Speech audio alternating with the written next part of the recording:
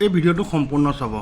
Iran बुलाएगा तो हम तो जरूर जाएंगे ईरान की तरफ से। ईरान जाएंगे जरूर, लड़ने के लिए जाएंगे, बिल्कुल अपनी शहादत देने के लिए तैयार है, हमारा बच्चा बच्चा मरने के लिए तैयार है।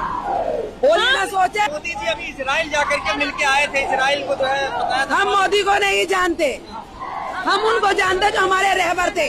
हम भलाई से हिंदुस्तान में हो, हमारे रहबर खामनाई थे और खामनाई रहेंगे। এই মানুহকেইগৰাকীয়ে কি ভাবিছে? ইহঁতৰ থিংকিংটো কি থাকিব? ভাৰতৰ বেনিফিচিয়াৰী ল'ব, গোটেই সা সুবিধা ভাৰতৰ ল'ব, আৰু সিহঁতি ইৰাকৰ গুণগান গাই আছে। খেমেনাই তাহাঁতৰ মানে বাপ দাদা হয়। হা, মোদীক চিনি নাপায় সিহঁতি।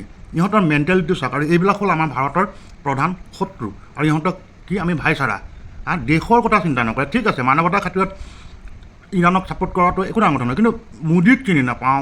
ইহঁতি তাত গৈ যুদ্ধ কৰিব, দেশৰ কাৰণে নকৰে, ইৰাণৰ কাৰণে কৰিব।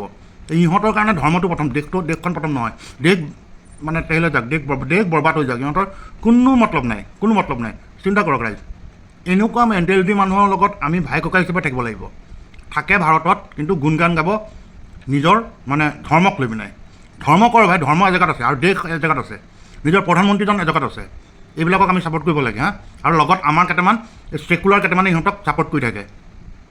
চালাহত